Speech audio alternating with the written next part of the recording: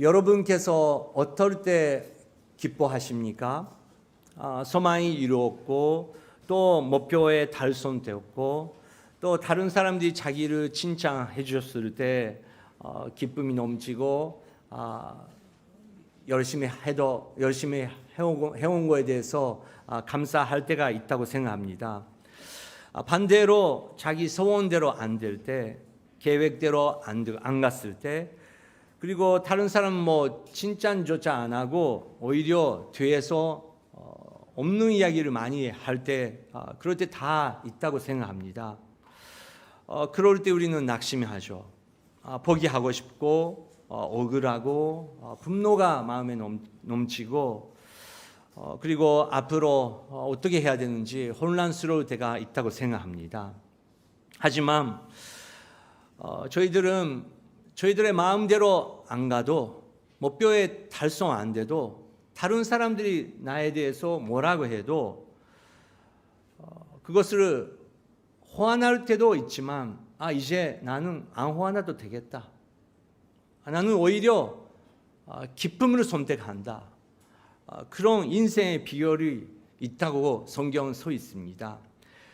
그 부분을 함께 묵상하고 싶습니다. 사도행전 5장 11절부터 14절 말씀 먼저 읽겠습니다. 시작.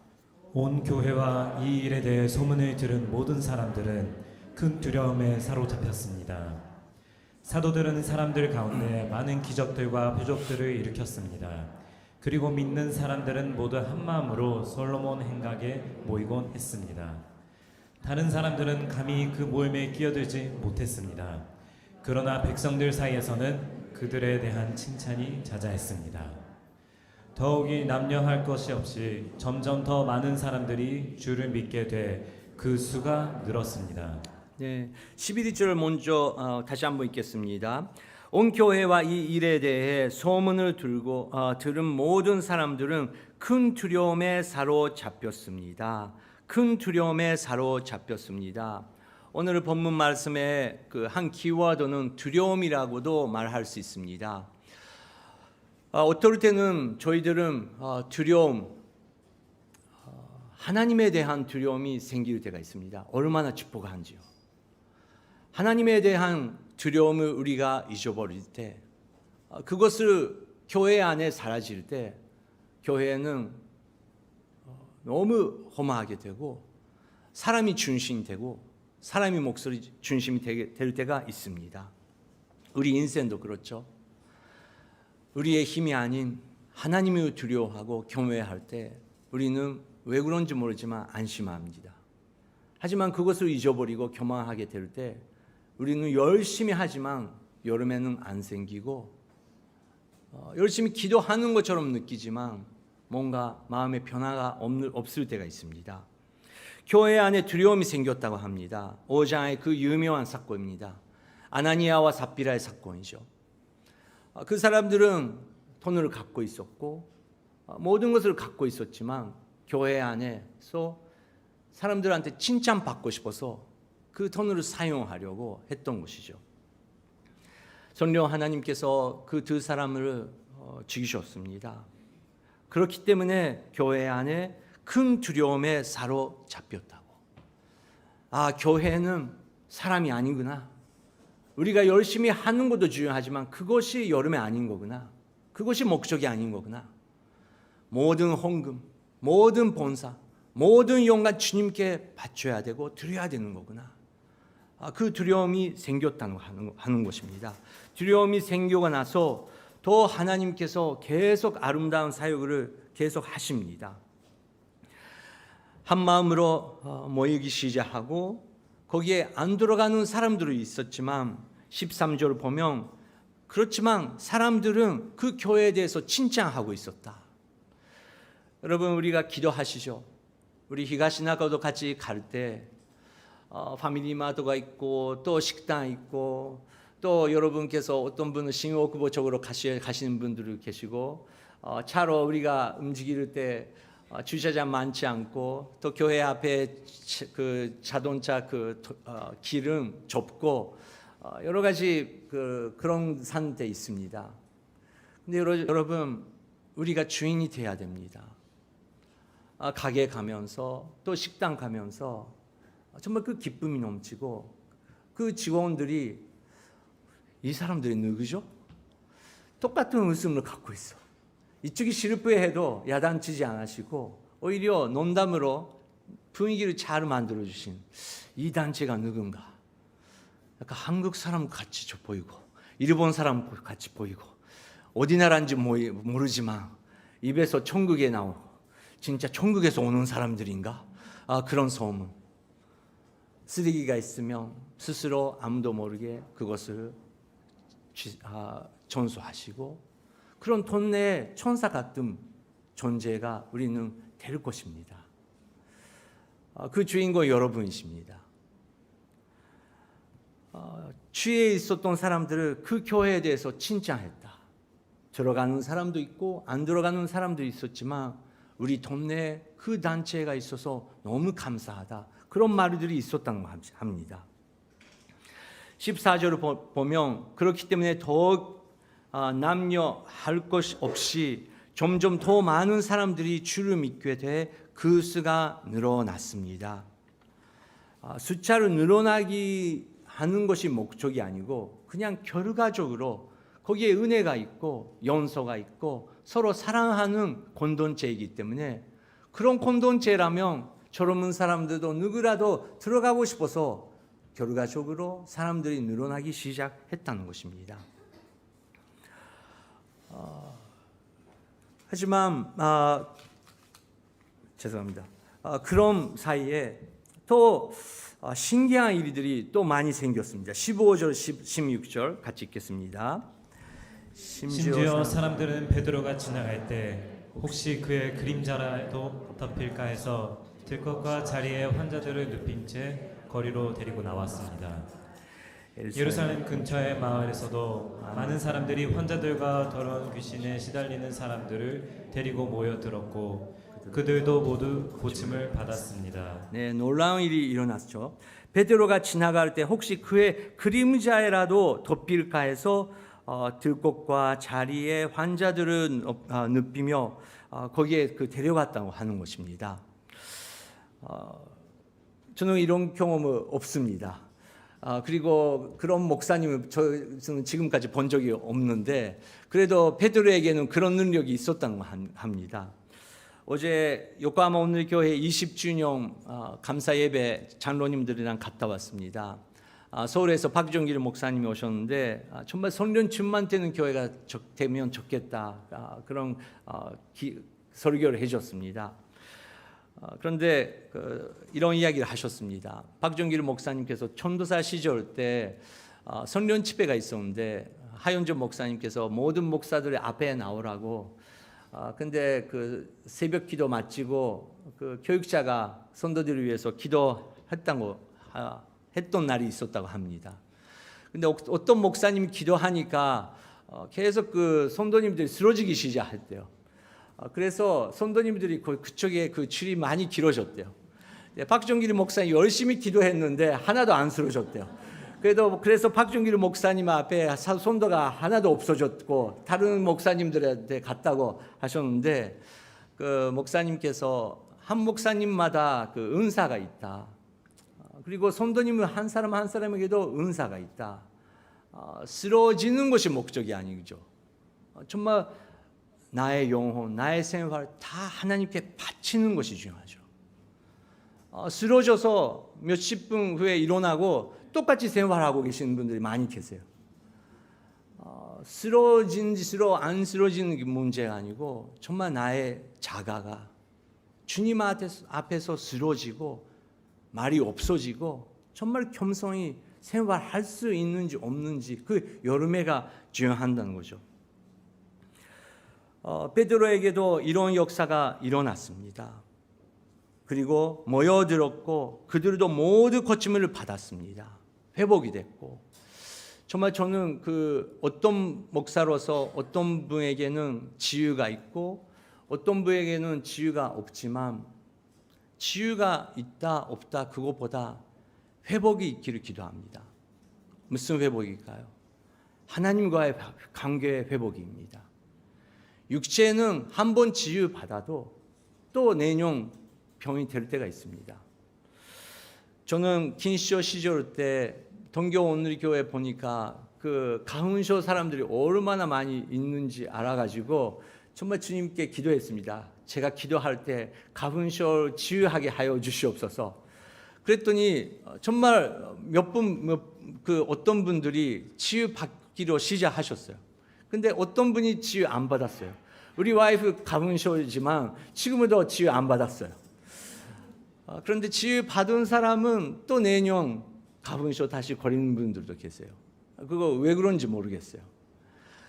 중요한 것은 그래도 하나님께서 내 마음을 회복해 주시고 가훈쇼이지만 지금 병이지만 이렇게 아픈 문제가 있지만 그래도 하나님과의 관계가 회복되고 하나님께서 이렇게 치고 계시는 거구나. 그것을 경험하시고 우리가 함께 공동체 생활하면 얼마나 아름답습니까? 그런 기쁨이 공동체에 너무 가득 차게 됐다는 것입니다. 기쁘죠. 우리의 생각이 이상의 일이 있었으니까 얼마나 기쁘십니까? 그런데 그런 기쁨이 넘치는 가운데 함께 기뻐할 수 없는 사람들이 또 나타납니다. 하나님께서 분명히 역사를 하고 계시는데 그것을 기쁨으로서 받아들일 수 없는 그런 또 다른 공동체가 있다는 하는 것입니다. 17절, 18절 등장합니다. 읽겠습니다. 그러자 대제사장과 그와 한패인 사두개파의 당원들은 모두 시기하는 마음이 가득해서 들고 일어나 사도들을 잡아다가 감옥에 가두었습니다. 네, 그 사람들은 시기하는 마음이 가득해서 들고 일어나 시기하는 마음이 생겼다고 하는 것입니다. 하나님께서 역사하실 때 우리가 기뻐할 때도 있고 또 여기에 있는 것처럼 이상하게 머리로서는 기뻐해야 되는데 왜 그런지 우리 마음속에 시기의 마음이 생길 때가 있다고 생각합니다. 저는 저를 인정합니다. 그럴 때가 있습니다. 그래서 자기 자신을 잘 알고 자기 자신을 연구하는 게 중요하다고 생각합니다. 나는 언제쯤에 하나님께서 그런 아름다운 역사를 하고 계시는데 어떨 때는 기뻐하고 왜 어떨 때는 기뻐하지 못하는 건가? 그것을 연구하면 바로 나오더라고요. 그거 우리가 잘 알고 우리 마음을 다스리는 게 중요하다고 생각합니다. 철학가 아이스큐로스가 이렇게 말했습니다. 질투심을 조금도 갖지 않고 친구의 성공을 기뻐하는 성격의 소유자는 없다. 아예 없다고 말했습니다. 와, 너무 잘했어. 너무 잘 됐네요. 말로 하면서도 약간 복잡한 마음이 모든 사람한테 있다고 오히려 인정하는 것부터 시작하자. 그거 인정 안 하고 기뻐하는 척가를 하는 게 오히려 교만하고 그것이 하나님과의 관계에 또 떨어지게 만드는 것인가. 그럴 때 내가 왜 기뻐 못할까? 왜 내 마음속에 이런 일이 일어나고 있을까? 그것을 연구하시면 1년 후 확실히 달라지고 있습니다. 셰익스피어도 이렇게 말했습니다. 함께 읽겠습니다. 시작. 질투를 하는 사람은 이유가 있어서 의심하는 것이 아니라 의심 많아서 의심하는 것이다. 셰익스피어는 그것을 의심이라고 했습니다. 정말 그거 의심이 많은 성격분이 많이 가끔씩 있죠. 셰익스피어는 이렇게 말했지만 자기 자신이 아마 그런 성격이었다 그렇게 연구하는 사람들도 있습니다. 우리가 볼 때 셰익스피어처럼 재능이 있고 성공하면 얼마나 좋을까.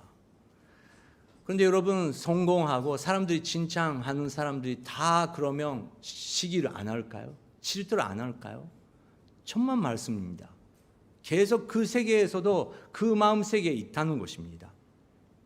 그래서 나는 의심이 많은 사람이구나.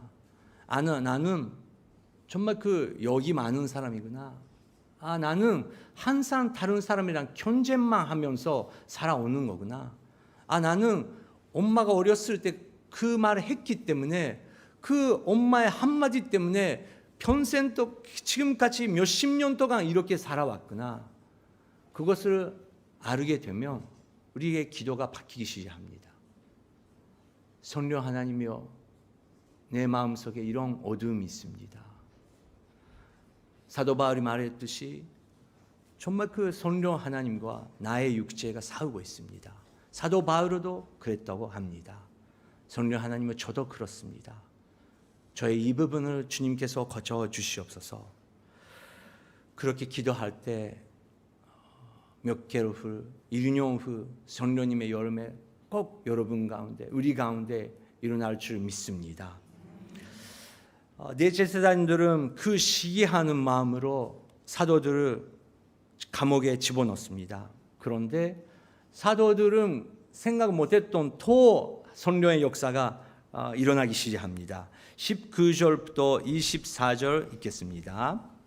그러나 그날 밤 주의 천사가 감옥 문을 열고 사도들을 밖으로 데리고 나오며 말했습니다.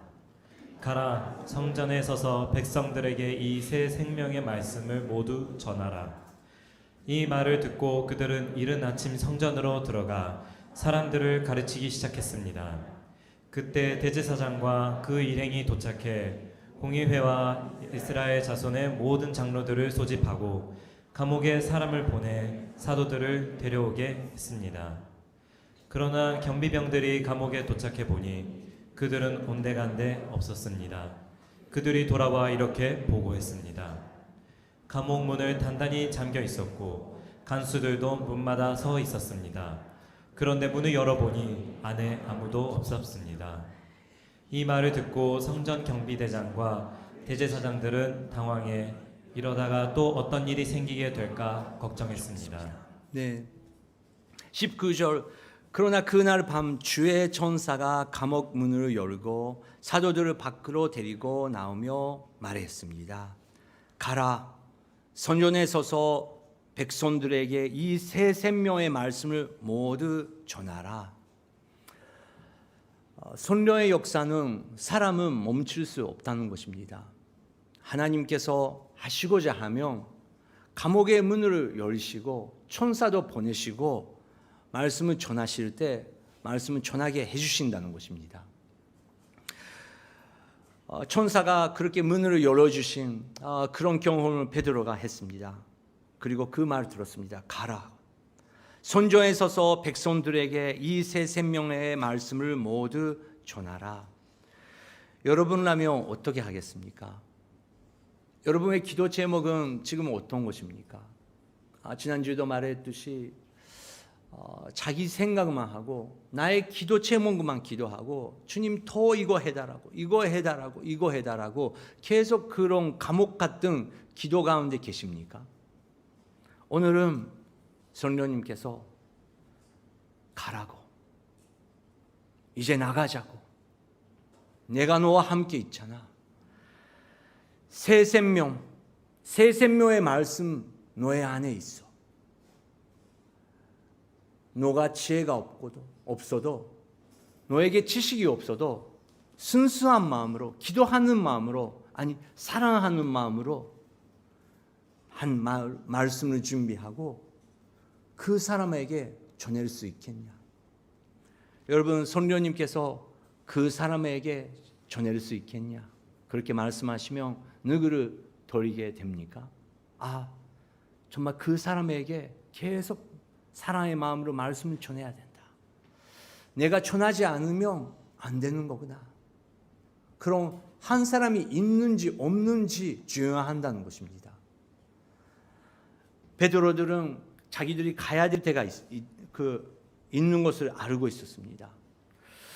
우리는 이렇게 어려움 안에 있으면 세 가지 우리가 선택할 수 있습니다. 첫 번째는 멀리 도망갈 수 있고, 또 복음을 전하는 것을 그만할 수도 있고, 또 세 번째는 같은 곳으로 돌아와 다시 복음을 전하기 시작할 수도 있다는 것입니다. 여러분, 우리의 지금까지 인생 되돌아보면서 여러분 어떠십니까? 아마 동교원들에 계시는 분들은 선교의 마인드가 많이 갖고 계시기 때문에 내가 동교에 있는 이유는 나는 일본 사람이, 한국 사람이, 중국 사람이 상관없이 지금은 동교에 있는 이유는 나의 성공을 위해서 아니고 그 한 사람 위해서 복음을 전하기 위해서다. 그런데 어려움이 생깁니다. 마음대로 안 됩니다. 낙심합니다. 분노할 때가 있습니다. 이제 포기하고 싶습니다. 기쁨이 없어집니다. 그냥 열심히 교회 안에서 나의 자리로 지키고 이것만 하고 있으면 하나님의 사역을 하고 있는 것처럼 느낄 때가 있습니다. 그런데 성령 하나님은 우리 모든 사람에게 나가서 그 한 사람에게 생명의 말씀을 전하자고. 그렇게 도전 받을 때 주님 못합니다. 머리 도망갈 때가 있고 또 복음을 전하는 것을 포기하고 싶을 때가 있는데 그때가 여러분 기회입니다. 그때 우리는 진심으로 성령님을 구하기 시작합니다. 성령님이 안 계시면 저는 한 사람에게도 복음을 전하기가 안 됩니다. 교회 안에서 순모임은 괜찮습니다. 순장 역할은 괜찮습니다. 찬양하는 것도 괜찮습니다. 교회 안에서 본사하는 것은 괜찮습니다. 천사는 얼마든지 합니다. 그런데 나가서 안 믿는 사람에게 새 생명의 말씀을 전하는 것은 주님 솔직히 고백하면 과거 10년 동안 못하고 있습니다. 저는 일본말 못합니다. 일본 사람 이해 안 됩니다. 근데 여러분 이제 제가 동교원에 왔기 때문에 변명 못합니다. 이렇게 한국말을 못하는 사람이 매주 한국말로 여러분에게 설교하고 있습니다. 저는 작년에 같이 계속 부담이 있었어요. 근데 이제 저는 포기했습니다. 자기 자신에게 포기했습니다. 나의 한국어 최고다. 우리 와이프가 말했습니다. 여보, 약간 이상한데 가끔씩 여보의 한국어가 맞는지 나의 한국어가 맞는지 이제 혼란스러울 때가 있어. 내가 말합니다. 나의 한국어가 맞다. 이런 사투리도 있어. 있는지 모르지만 그래도 중요한 것은 복음을 전하고 있는지 없는 것이 중요하지 않습니까? 여러분 오히려 여러분의 이상한 일본말은 너무 멋있습니다. 귀엽습니다. 그게 매력이 있습니다. 여러분께서 그런 발음으로 하시니까 오히려 마음속에 남길 때가 있습니다. 중요한 것은 우리가 순수한 마음으로 전하고 있는지, 사랑의 기도로 전하고 있는지, 그냥 종교의 힘으로 하려고 있는지 그것을 구별하면서 주님 사랑의 마음을 허락하여 주시옵소서. 사도 베드로들은 거기에 돌아가서 복음을 전하기 시작했습니다. 난리 났습니다. 25절부터 28절 읽겠습니다. 시작. 그때 누군가 들어오더니 말했습니다. 보십시오. 감옥에 가둔 그 사람들이 성전에 서서 사람들을 가르치고 있습니다. 그러자 경비대장은 부하들과 함께 나가서 사도들을 잡아왔습니다. 그러나 강제로 끌고 오지 않았는데 그것은 사람들이 자기들에게 돌을 던질까 겁이 났기 때문입니다.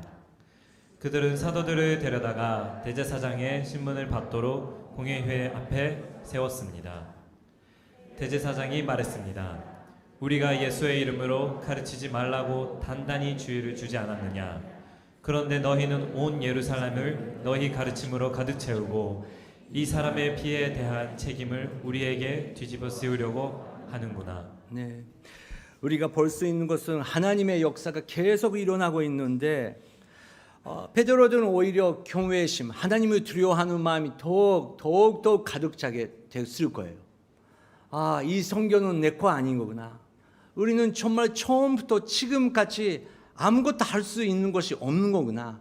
하나님께서 문을 열어주시고 하나님께서 우리에게 생명 오늘 허락해 주시니까, 그리고 생명의 말씀을 허락해 주시니까 이렇게 선포할 수 있는 거구나. 그런데 반대로 열심히 하나님이 위해서 일이 하고 있다고 말을 하지만 자기 마음속에 있는 그 시기심, 질투심, 그 어둠, 다른 사람한테 볼 수 없는 그 비밀의 문을 안 열리는 사람들한테는 계속 두려움이 있다는 것입니다. 누구에 대한 두려움일까요? 사람입니다.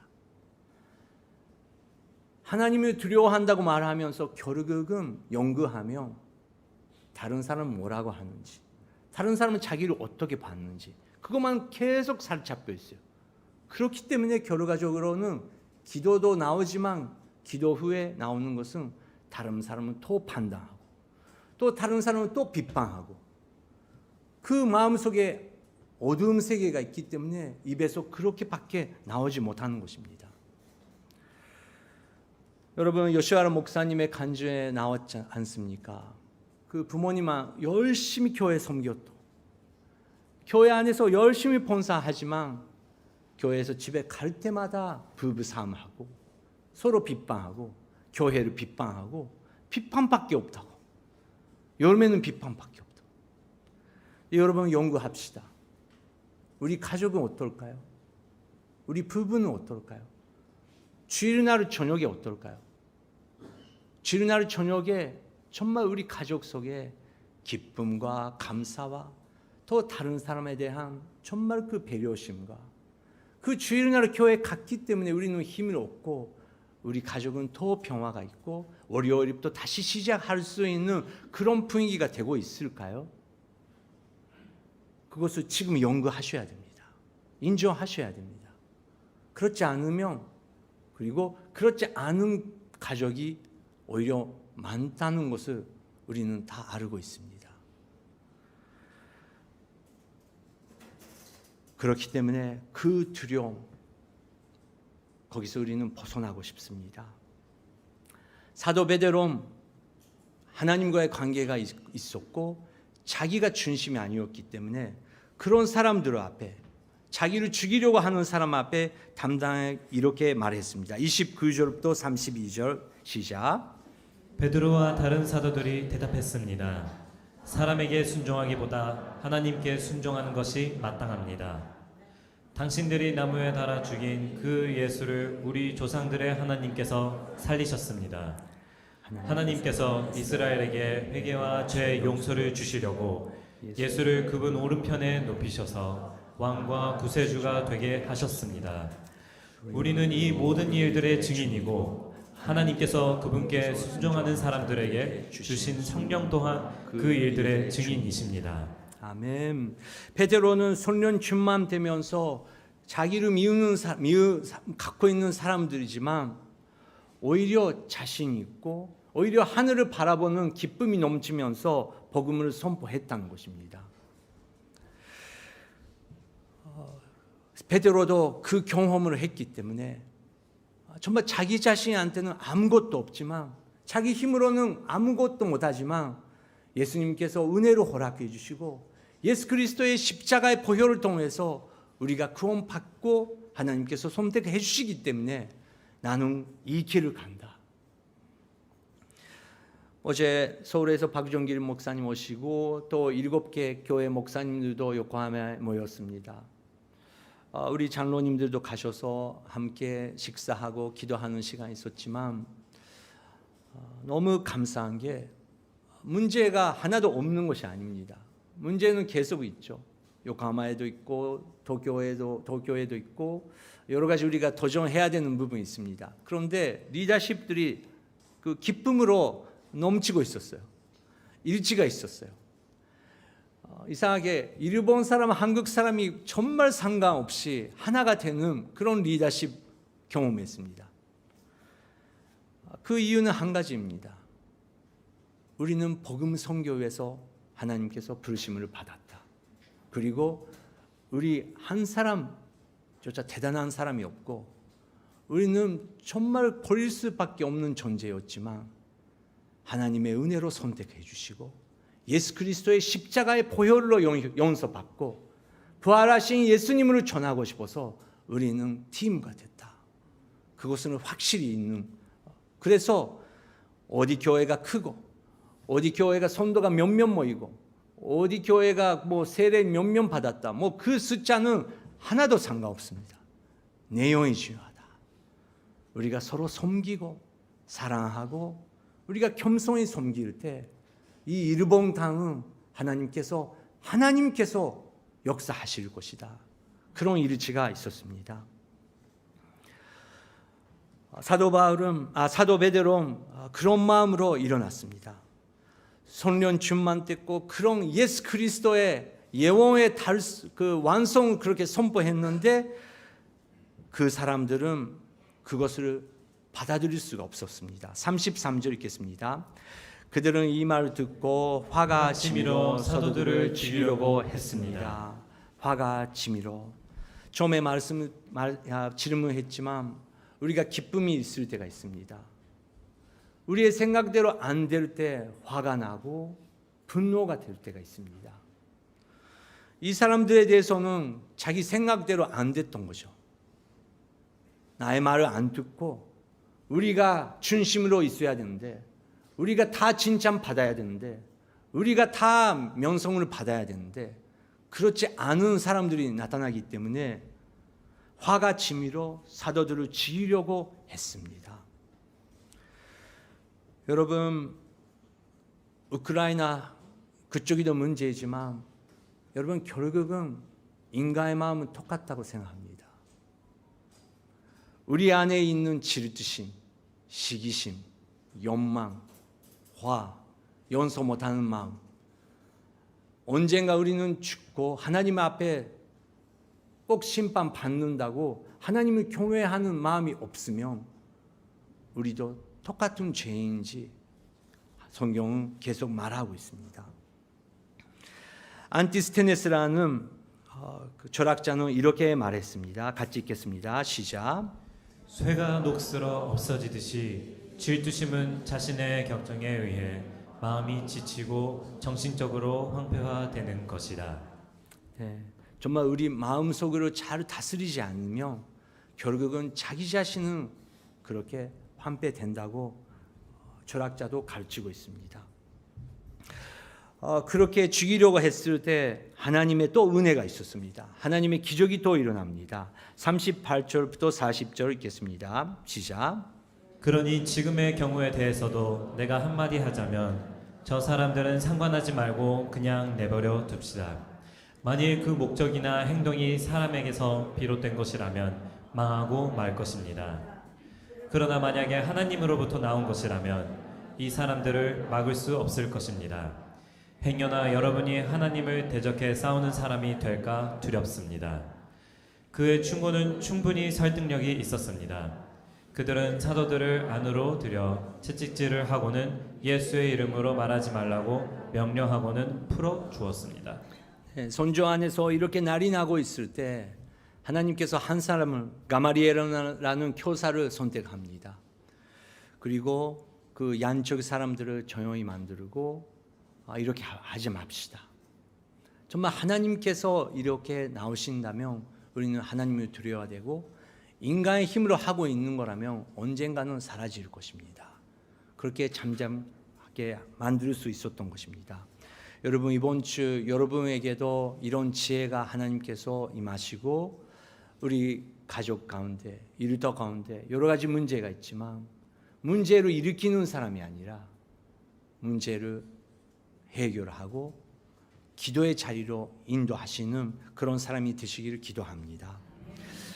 그렇게 지혜가 있는 사람이 있었는데 마지막에 또 하나의 기적을 그것만 읽고 끊겠습니다. 42절부터 42절 마지막 구절입니다. 시작.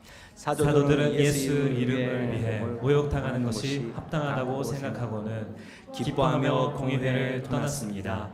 그들은 날마다 성전에서도 또 집집마다 다니면서 예수께서 그리스도라고 가르치고 선포하기를 쉬지 않았습니다. 아멘. 사도들의 생각대로 안 갔습니다. 그래도 사도들의 마음에는 기쁨이 있었습니다. 여러분, 이번 주 우리 마음대로 안 갈 때가 있을 것입니다. 그럴 때 잠깐 멈추시고 화를 내지 마시고 나는 왜 그럴까? 주님은 왜 그러십니까? 나는 자기 자신을 알고 싶습니다. 여러분, 그렇게 기도해 주시고 말씀 묵상해 주시기 바랍니다. 그럴 때 성령 하나님께서 말씀을 통해서 이 길에 가자, 예수 그리스도를 바라보자. 이제 이 길로 가지 않고 그 길로 가자고 인도해 주실 것입니다. 함께 잠깐 이 시간 기도하고 싶습니다.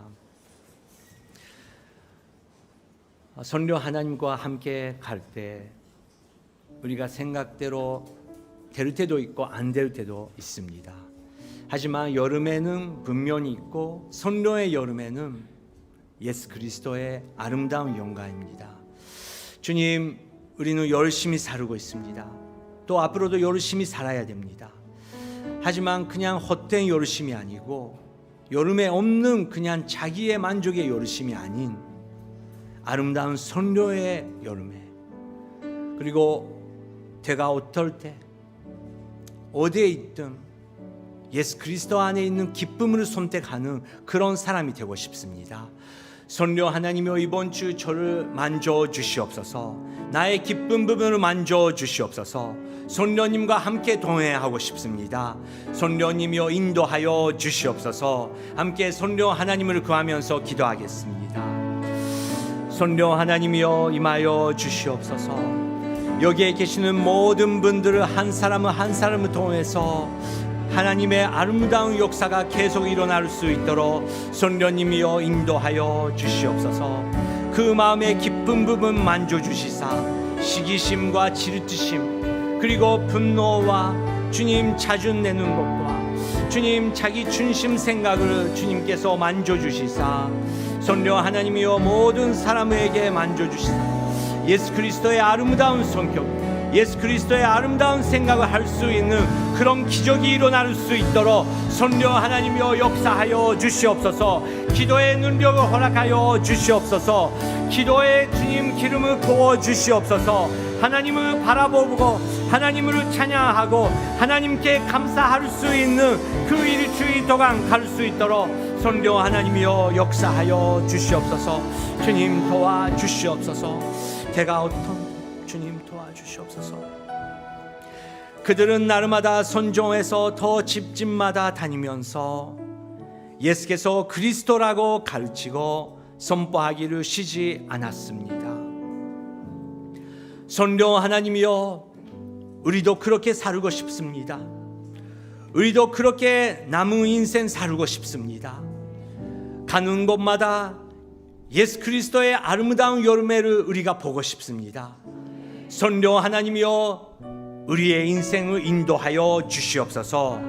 예수 그리스도의 이름으로 기도드립니다. 아멘.